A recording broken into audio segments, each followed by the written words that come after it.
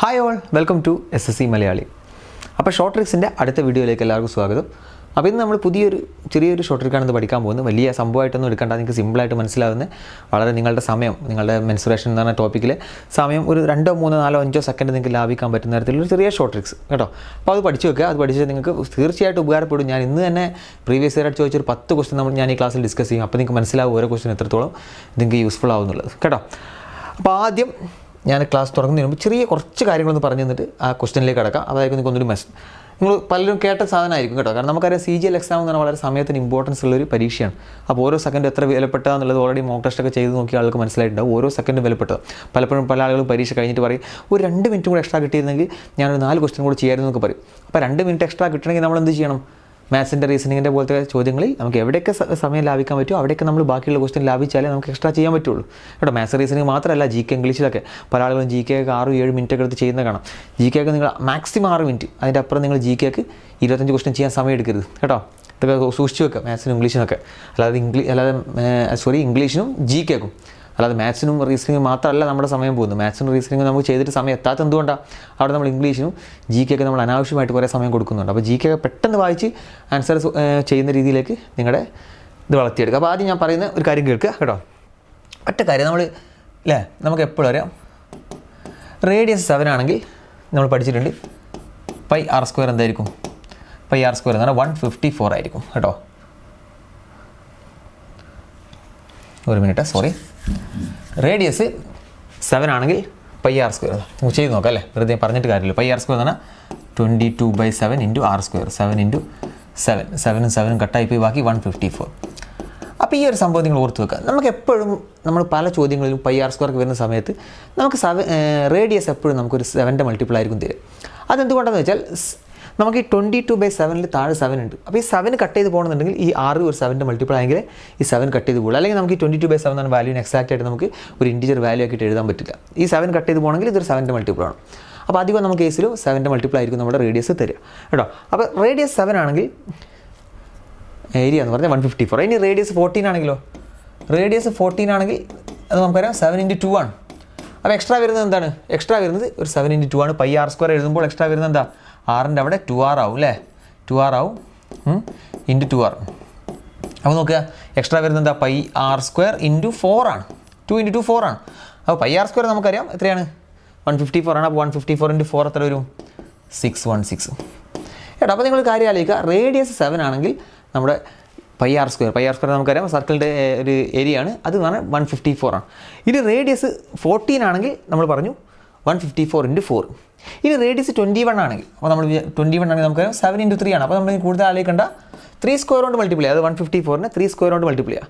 ഇനിയിപ്പോൾ റേഡിയസ് 28 ആണെങ്കിൽ 7 × 4 ആണ്. 154നെ 16 കൊണ്ട് മൾട്ടിപ്ലൈ ചെയ്യുക കേട്ടോ. അതുപോലെ തന്നെ നേരെ തിരിച്ചും. ഇനിയിപ്പോൾ റേഡിയസ് 7/2 ആണെന്ന് വിചാരിക്കാം. ഇപ്പോൾ റേഡിയസ് 7/2 ആണ്. അപ്പോൾ നമുക്കെന്ത് വരും? താഴെയാണ് 2 വരുന്നത്. അപ്പോൾ താഴെ 2² 4 അല്ലേ? അതായത് 154/4 ആണ് വരിക. അപ്പോൾ ബേസിക് ആയിട്ടുള്ള കാര്യം മനസ്സിലാക്കുക, റേഡിയസ് 7 ആണെങ്കിൽ πr² എന്താണ്? 154 ആണ്. ഇത് ഒരുപാട് സ്ഥലത്ത് നമുക്ക് സിമ്പിളായിട്ട് ചെയ്യാൻ പറ്റും. ഇതും കൂടെ ഓർത്ത് വെക്കുക, 154 ആണ്. അതുപോലെ തന്നെ പെരിമീറ്റർ എന്തായിരിക്കും?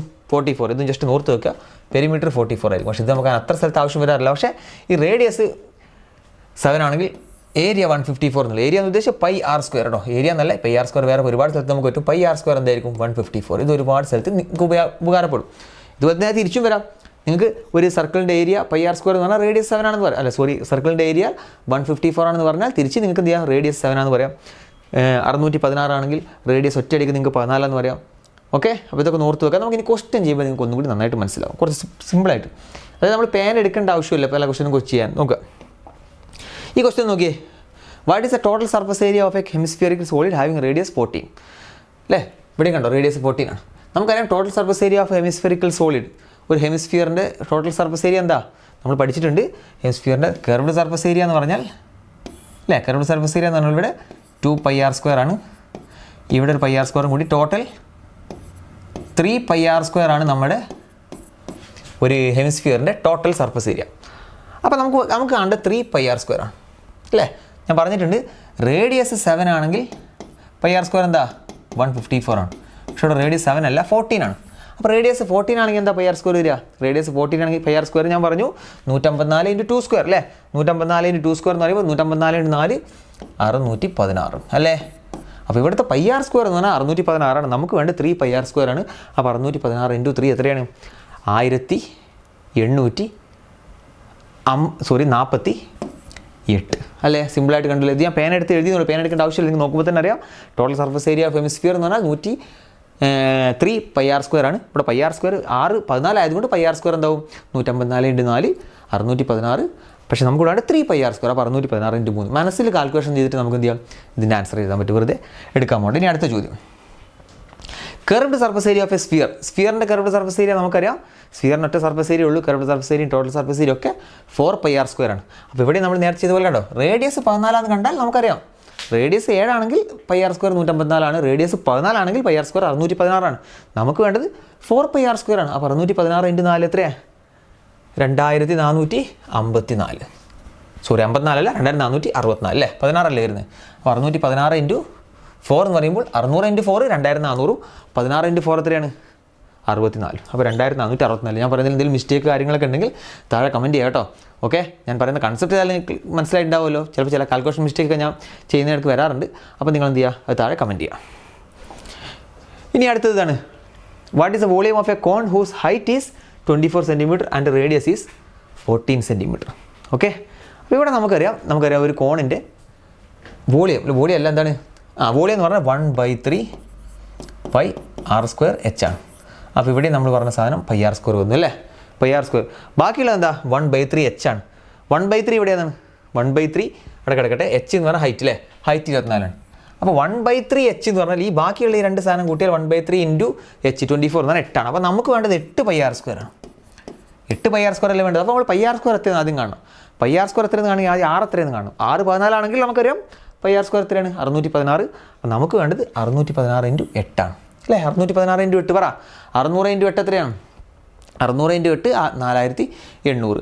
16 × 8 എന്ന് പറഞ്ഞാൽ 128. അപ്പം 4800 128 കൂടെ കൂട്ടിയാൽ 4928. സിമ്പിൾ അല്ലേ ചോദ്യം? ഓർത്ത് വെക്കുക, റേഡിയസ് 7 ആണെങ്കിൽ പൈ ആർ സ്ക്വയർ 154 ആണ്. റേഡിയസ് 14 ആണെങ്കിൽ പൈ ആർ സ്ക്വയർ 154 × 4 ആണ്. ഇനി റേഡിയസ് 21 ആണെങ്കിൽ 154 × 3 സ്ക്വയർ അല്ലേ? കാരണം നമുക്കറിയാം 21 എന്ന് പറഞ്ഞാൽ 7 × 3 ആണ്. അപ്പോൾ 154 × 3 സ്ക്വയർ. ഓക്കെ, ഇനി അടുത്ത ചോദ്യം കണ്ടോ, സിമ്പിളായിട്ട് ഒരു ക്വസ്റ്റൻ കിട്ടുന്നുണ്ടോ?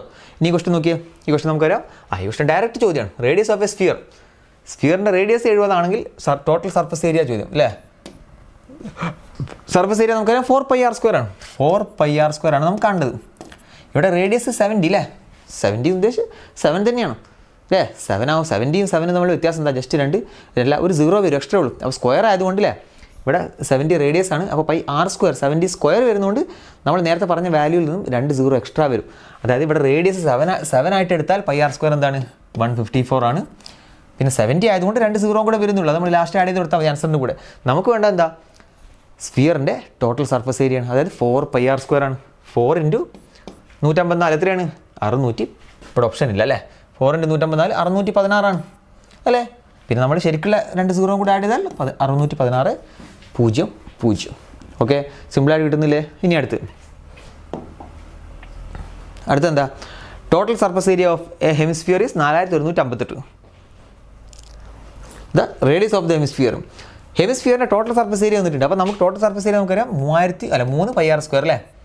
3 പൈ ആർ സ്ക്വയർ നമുക്ക് 4158 തന്നിട്ടുണ്ട്. ഇതൊക്കെ മനസ്സിലാണ് ചെയ്യേണ്ടത്. ഞാൻ പറഞ്ഞ പോലെ ഈ പേപ്പർ എഴുതിയിട്ടല്ല, അതൊക്കെ നിങ്ങൾ മനസ്സിലാക്കി പ്രാക്ടീസ് ചെയ്യണം. 3 പൈ ആർ സ്ക്വയർ ആണ് 4158. അപ്പോൾ നമുക്കിവിടെ പൈ ആർ സ്ക്വയർ എന്ത് കിട്ടും? പൈ ആർ സ്ക്വയർ നോക്കിയേ, 4158 3 കൊണ്ട് ഡിവൈഡ് ചെയ്താൽ നമുക്ക് പൈ ആർ സ്ക്വയർ കിട്ടും. പൈ ആർ സ്ക്വയർ എത്രയും നീട്ടി നമുക്ക് അതിന് റേഡിയസ് പെട്ടെന്ന് കാണാൻ പറ്റും. അപ്പോൾ നോക്കിയേ, 4158/3. 4158/3 നമുക്ക് ചെയ്യാൻ കുറച്ച് ബുദ്ധിമുട്ടാണെങ്കിൽ 4200/3. പിന്നെ ബാക്കിയുള്ള എത്ര? 4200 കുറച്ചാൽ 42/3 ചെയ്താൽ പോരെ അല്ലേ? കാരണം 4242 കുറച്ചാണ് 4158. ഇനി സിമ്പിളായിട്ട് കിട്ടൂലേ? 4200/3 എന്ന് പറഞ്ഞാൽ 1400 ആണ്. 42/3 14 ആണ്. അതായത് 1386 ആണ് നമ്മുടെ പൈ ആർ സ്ക്വയർ. അപ്പോൾ പൈ ആർ സ്ക്വയർ ഞാൻ പറഞ്ഞു റേഡിയസ് 7 ആണെങ്കിൽ 154 ആണ്. റേഡിയസ് 14 ആണെങ്കിൽ എത്രയാണ്? 616 ആണ്. അപ്പോൾ റേഡിയസ് റേഡിയസ് എത്ര ആകുമ്പോഴാണ് പൈ ആർ സ്ക്വയർ 1386 വരുന്നതാണ് ചോദ്യം. അപ്പോൾ നമ്മൾ ഓപ്ഷനൊക്കെ 27 7 42 14. അതിലെന്തായാലും 7 അല്ല നമുക്കറിയാം. 7 ആണെങ്കിൽ പൈ ആർ സ്ക്വയർ എന്ത് വരണം? 154 വരണം. 14 നമുക്കറിയാം. 14 ആണെങ്കിൽ പൈ ആർ സ്ക്വയർ എന്ത് വരണം? 616 വരണം. പിന്നെയുള്ളത് 21 42 ആണ്. 42 ആണെങ്കിൽ എന്താ നമുക്കറിയാം 7 × 6 ആണ്. അപ്പോൾ 154 × 6 സ്ക്വയർ 6 സ്ക്വയർ 36. 154 × 36 ഒക്കെ വന്ന വലിയൊരു വാല്യൂ ആണ്. ഇതും വരില്ല. പിന്നെയുള്ള ഏതാണ്? ഓപ്ഷൻ എ മാത്രമാണ് ആൻസർ. ഇത് 7 × 3 ആണ് അല്ലേ? അപ്പോൾ ശരിക്കും 154 × 3 സ്ക്വയർ അത് ഈ വാല്യൂ കിട്ടും നോക്കിയാൽ മതി. ഓൾമോസ്റ്റ് കിട്ടുമല്ലേ? 4 × 9 പറഞ്ഞാൽ യൂണിറ്റ് 6 വരുന്നുണ്ട്. കറക്റ്റാണ് ആൻസർ. അപ്പോൾ 1356 എന്ന് പറയുമ്പോൾ അത് 154 × 9 ആണ്. അപ്പോൾ ഇത് ഓർത്ത് വെക്കുക. റേഡിയസ് 7 ആവുമ്പോൾ 154, 14 ആവുമ്പോൾ 616, 21 ആവുമ്പോൾ 1356. ഇത്രയും വാല്യൂകൾ കാണാൻ പഠിച്ചാൽ ഒന്നും കൂടി സുഖമായി അല്ലേ? 154 വേറെ ഈ 3 വാല്യൂ കൂടെ പഠിച്ചാൽ ഒന്നും കൂടി സുഖമായി. കാരണം 1356 കണ്ടാൽ അപ്പോൾ റേഡിയസ് 21 വരണം, 154 കണ്ടാൽ 7 വരണം, 616 കണ്ടാൽ 4 അല്ലേ 14 വരണം കേട്ടോ. ഇനി അടുത്ത ചോദ്യം ഇത് പറഞ്ഞേ. ഇത് സിമ്പിൾ ചോദ്യം അല്ലേ? ഇത് ഡയറക്റ്റ് ഞാൻ പറഞ്ഞു അങ്ങോട്ട് പോകുന്ന പോലെ തന്നെ തിരിച്ച് ഇങ്ങോട്ടും വരാം. ഇവിടെ base of a circular cone, circular കോണിൻ്റെ ബേസ് നമുക്കറിയാം ഒരു സർക്കിളാണ്. അപ്പോൾ സർക്കിളിൻ്റെ ഏരിയ എന്ന് പറഞ്ഞാൽ പൈ ആർ സ്ക്വയർ ആണ്. പൈ ആർ സ്ക്വയർ 154 ആണ്. പൈ ആർ സ്ക്വയർ 154 ആണെങ്കിൽ റേഡിയസ് എന്താ? റേഡിയസ് 7 ആണ് അല്ലേ? ഇവിടെ റേഡിയസ് 7 കിട്ടി. ഒരു സർക്കുലർ കോണിൻ്റെ റേഡിയസ് 7 കിട്ടി. റേഡിയസ് 7 കിട്ടി. ഹൈറ്റ് തന്നിട്ടുണ്ട് 24. അങ്ങനെയാണെങ്കിൽ നമുക്കറിയാം ഇവിടെ എന്താ കാണേണ്ടത്? Curved surface area of the cone. Curved surface area കാണാൻ നമുക്കറിയാം പൈ ആർ എൽ ആണ്. അതിന് സ്ലാൻഡ് ഹൈറ്റ് കാണണം അല്ലേ? ഇതൊക്കെ ചെയ്യണമെങ്കിൽ ആദ്യം മെൻസുറേഷൻ്റെ ബേസിക്സ് അറിയണം കേട്ടോ. ഇവിടെ എന്ത് പറയണം? സ്ലാൻഡ് ഹൈറ്റ് കാണണം. 7 24 ആണെങ്കിൽ ഇവിടെ 25 എന്നുള്ളത് നമുക്ക് ട്രിപ്ലെറ്റ് എന്നറിയാം. അപ്പോൾ നമുക്കിനി കാണേണ്ടത് എന്താ? പൈ ആർ എൽ ആണ്. പൈ നമുക്കറിയാം 22/7 ഇൻറ്റു 6 എന്ന് പറഞ്ഞാൽ 7 ഇൻറ്റു എൽ എന്ന് പറഞ്ഞാൽ 25 അല്ലേ? 7 പോയി 22 × 25 എന്ന് പറഞ്ഞാൽ എത്ര വരും? 25 × 20 എന്ന് പറഞ്ഞാൽ 500 ആണ്. 25 × 2 എന്ന് പറഞ്ഞാൽ 50 ആണ്. അപ്പോൾ 550. ഓക്കെ, ഈ 154 കാണുമ്പോൾ തന്നെ നമുക്ക് റേഡിയസ് 6 ആണെന്ന് കിട്ടി. ഇവിടെയൊക്കെ ഞാൻ പറഞ്ഞു, ഇവിടെയൊക്കെ നിങ്ങൾ പറയും ഇതിപ്പോൾ നമുക്ക് ചെയ്താലും വലിയ സമയമൊന്നും എടുക്കില്ലല്ലോ എന്ന് നിങ്ങൾ പറയും. പക്ഷേ നിങ്ങൾക്ക് 5 സെക്കൻഡ് ഇതിൽ ലാഭിക്കാൻ പറ്റുന്നുണ്ടെങ്കിൽ അത്രയും നല്ലതല്ലേ? 5 സെക്കൻഡ് ഒരു ക്വസ്റ്റ്യൻ നമുക്ക് ലാഭിക്കുക എന്ന് പറഞ്ഞാൽ ഒരു 10 ക്വസ്റ്റ്യനായി 50 സെക്കൻഡായി കേട്ടോ. അപ്പോൾ നിങ്ങൾ ചെറിയ കാര്യം എന്ന് വിചാരിച്ച് തള്ളിക്കളയണ്ട. 154 കാണുമ്പോൾ തന്നെ നമുക്ക് റേഡിയസ് 7 കിട്ടും. ഇത് കിട്ടാത്ത ഒരാൾ എന്ത് ചെയ്യണം? കിട്ടാത്ത ഒരാൾ pi r square 22/7 into r square ആണ് 154. എന്നിട്ട് എന്ത് ചെയ്യണം? 22 കട്ട് ചെയ്ത് കളയണം. അതായത് 7 കിട്ടും. ആർ സ്ക്വയർ എന്ന് പറഞ്ഞാൽ അപ്പോൾ 7 ആർ സ്ക്വയർ അല്ല ആർ സ്ക്വയർ 7 × 7 ആണെങ്കിൽ 6 7 ഇങ്ങനെ കാണാൻ പോകണം. ഈ സമയം നമുക്ക് ലാഭമല്ലേ? പൈ ആർ സ്ക്വയർ എന്ന് പറഞ്ഞാൽ 154 ആയിരിക്കും. എപ്പോൾ? 6 7 ആണെങ്കിൽ. നേരെ തിരിച്ചും പൈ ആർ സ്ക്വയർ 154 ആണെങ്കിൽ 6 7 ആയിരിക്കും. ഓക്കെ, എന്നാൽ അടുത്തെന്താ? Find the total surface area of a cylinder whose radius is 7 cm and curved surface area 3520. ചോദ്യം എന്താ? ഒരു സിലിണ്ടറിൻ്റെ ടോട്ടൽ സർഫസ് ഏരിയ കണ്ടത്. കർവ്ഡ് സർഫസ് ഏരിയ പ്ലസ് സിലിണ്ടറിൻ്റെ മുകളിലും താഴെയുള്ള 2 സർക്കിളിൻ്റെ ഏരിയ കൂട്ടുമ്പോഴാണ് എന്ത് കിട്ടുക? ടോട്ടൽ സർഫസ് ഏരിയ കിട്ടുക. ഇവിടെ കർവ്ഡ് സർഫസ് ഏരിയ ഡയറക്റ്റ് തന്നിട്ടുണ്ട് 3520. ഇനി നമുക്ക് എന്താ വേണ്ടത്? മുകളിലും താഴെയുള്ള സർക്കിളിൻ്റെ ഏരിയയും കൂടെ പോരെ. റേഡിയസ് മുകളിലും താഴെയുള്ള circle radius pi r square. Radius 7 ആണ്. റേഡിയസ് 7 ആണെങ്കിൽ പൈ ആർ സ്ക്വയർ എന്താ? 154. പക്ഷേ ഒരു സർക്കിളല്ല ഇവിടെ ഉള്ളത്, മുകളിലും താഴെയുണ്ട്. അപ്പോൾ 154 × 2 308. ഇതിൻ്റെ കൂടെ 308 ആഡ് ചെയ്താൽ ആൻസർ ആയില്ലേ? 3520 കൂടെ 308 ആഡ് ചെയ്താൽ മതി. എത്ര കിട്ടും? 3828. നോക്കിയേ, പേന പോലും എടുക്കാതെ നിങ്ങൾക്ക് ഒറ്റ അടിക്കുന്ന ഇതിൻ്റെ ആൻസർ കാണാൻ പറ്റും. ഇനി അടുത്തെന്താ? Find the volume of a cone whose radius is 7 inches and height is 27 inches. ഈ ക്വസ്റ്റ്യൻ ഞാൻ പറയുന്നില്ല. ഇതേ മോഡൽ ക്വസ്റ്റ്യൻ നമ്മൾ എന്ത് ചെയ്തു? ഇതിന് തൊട്ട് മുമ്പ് ചെയ്തു. അപ്പോൾ നിങ്ങളിതിൻ്റെ ചോദ്യം താഴെ കമൻ്റ് ആയിട്ട് ഇടുക കേട്ടോ. താഴെ കമൻ്റ് ആയിട്ട് ചെയ്യുക. നമുക്ക് അടുത്ത ചോദ്യം നോക്കാം. 9 പറ. What is the total surface area of a hemisphere of diameter 7 cm? നമുക്കറിയാം ഹെമിസ്ഫിയറിൻ്റെ ടോട്ടൽ സർഫസ് ഏരിയ എന്ന് പറഞ്ഞാൽ നമ്മൾ നേരത്തെ പറഞ്ഞു 3 π r². 3 π r. നമുക്ക് ആദ്യം π r² കാണണം. നമുക്കറിയാം 6 7 ആണെങ്കിൽ π r² 154 ആണ്. പക്ഷേ ഇവിടെ 6 7 ആണോ? ഇവിടെ 6 അല്ല 7, ഡയമീറ്റർ ആണ് 7. ഡയമീറ്റർ 7 ആകുമ്പോൾ 6 എന്താ? 7/2 ആണ് വരിക. ഓക്കെ, നമ്മൾ പറഞ്ഞു റേഡിയസ് 14 ആകുമ്പോൾ 2 × 7 ആണ് വരുന്നത്. അപ്പം 154 2² കൊണ്ട് മൾട്ടിപ്ലൈ ചെയ്യണം. അതുപോലെ തന്നെയാണ് ഇവിടെ റേഡിയസ് 7/2 ആണ് വരുന്നത്. അപ്പോൾ ശരിക്കുള്ള വാല്യൂ കാണാൻ എന്ത് ചെയ്യണം? 154 2² കൊണ്ട് ഡിവൈഡ് ചെയ്യണം. അപ്പോൾ 154/4 എന്ന് പറഞ്ഞാൽ എത്രയാണ്? 154/2 എന്ന് പറഞ്ഞാൽ 77. 77/2 എന്ന് പറഞ്ഞാൽ 38.5 ആണെന്ത് ഇവിടുത്തെ π r². പക്ഷേ നമുക്ക് വേണ്ടത് 3 π r² ആണ്. അപ്പോൾ 38.5 × 3 ഇങ്ങനെ കാണുമ്പോൾ തന്നെ അറിയാം 38.5 × 3 എന്ന് പറഞ്ഞാൽ 100ൻ്റെ മുകളിൽ വാല്യൂ ആണല്ലേ. 100ൻ്റെ മുകളിൽ ഇത് മാത്രമേ ഉള്ളൂ. 115.5. ഇതൊക്കെ കറക്റ്റ് പരീക്ഷയ്ക്ക് ചോദിച്ച ചോദ്യവും അതിൻ്റെ ഓപ്ഷൻസുമാണ്, ഞാൻ ഉണ്ടാക്കിയതല്ല. ഓക്കെ, ഇനി അല്ലെങ്കിൽ ചെയ്യാൻ എന്താ ചെയ്യാം? 30 × 3 90, 8 × 3 24. അപ്പോൾ 90 24 കൂട്ടിയാൽ 114 അല്ലേ. പിന്നെ 0.5 × 3 1.5. 114 കൂട്ടിയാൽ 114 1.5 കൂട്ടിയാൽ 115.5. സിമ്പിൾ അല്ലേ? ഓക്കെ, ഇനി അടുത്ത് അടുത്ത ലാസ്റ്റ് ചോദ്യം നോക്കിയാൽ ഞാൻ ഈ ക്വസ്റ്റ്യനൊക്കെ എത്ര പെട്ടെന്നാണ് നിങ്ങൾക്ക് എക്സ്പ്ലെയിൻ ചെയ്ത് തരുന്നത്. അപ്പോൾ നിങ്ങളിത് സ്വയം ചെയ്യുന്നതെന്ന് ആലോചിക്കുക. എക്സ്പ്ലെയിൻ ചെയ്യാൻ വളരെ കുറച്ച് സമയം എടുക്കുന്നുണ്ടെങ്കിൽ പിന്നെ ഇത് ചെയ്യാൻ ഇത്രയും സമയം എടുക്കില്ല. ഓക്കെ, എന്നാൽ അടുത്ത ലാസ്റ്റ് ചോദ്യം, ഇതിൽ ലാസ്റ്റ് ചോദ്യം കൂടി ചെയ്യാം. ഇവിടെ നോക്കുക, ഹെമിസ്ഫിയറിക് ബോൾ ഉണ്ട്, റേഡിയസ് 7 ആണ്. റേഡിയസ് 7 ആണ്. അപ്പം തന്നെ πr² എഴുതി വെക്കണം. πr² എത്രയാണ്? 154 അല്ലേ? ഇനി it is to be painted from inside as well as outside. ഒരു ബോളാണ് ഹെമിസ്ഫിയറിക് ബോൾ, അതിൻ്റെ ഉള്ളിലും പുറത്തും പെയിൻറ്റ് ചെയ്യണമെന്ന് പറഞ്ഞു. അപ്പോൾ ഉള്ളിലും പുറത്തും പെയിൻറ്റ് ചെയ്യുമ്പോൾ അതിൻ്റെ കർവ്ഡ് സർഫസ് ഏരിയയാണ് പെയിൻറ്റ് ചെയ്യേണ്ടത്. അപ്പോൾ ഉള്ളിലും പുറത്ത് പറയുമ്പോൾ പുറത്ത് 2πr², ഉള്ളിലും 2πr², അല്ലേ? ടോട്ടൽ 4πr² പെയിൻറ്റ് ചെയ്യണം. ഇനി ചോദ്യം എന്താ?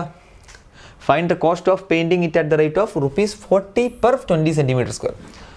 20 മീറ്റർ സ്ക്വയറിന് 40 രൂപ കൊടുക്കണം എന്ന് പറഞ്ഞാൽ നമുക്ക് കാണുമ്പോൾ തന്നെ അറിയാം. 1 cm² എത്രയാണ്? 40/20 എത്രയാണ്? 2 രൂപയാണ് 1 cm² പെയിൻറ്റ് ചെയ്യാൻ എടുക്കുന്ന റുപ്പീസ്. ഇനി എന്താ ചോദ്യം? എന്താ ആ പെയിൻറ്റ് ചെയ്യാൻ എടുക്കുന്ന പൈസ. അപ്പോൾ നമുക്ക് കാണണം ടോട്ടൽ ഏരിയ കണ്ടിട്ട് അതിന് 2 കൊണ്ട് മൾട്ടിപ്ലൈ ചെയ്താൽ പോരെ. കാരണം 1 cm² പെയിൻറ്റ് ചെയ്യാൻ 2 രൂപ എടുക്കുന്നുണ്ട്. അപ്പോൾ ടോട്ടൽ ഏരിയ കണ്ടിട്ട് 2 കൊണ്ട് മൾട്ടിപ്ലൈ ചെയ്യണം. ടോട്ടൽ ഏരിയ എത്രയാണ്? നമുക്കറിയാം πr² 154 കിട്ടി. നമുക്കങ്ങനെ എത്ര പെയിൻറ്റ് ചെയ്യണം?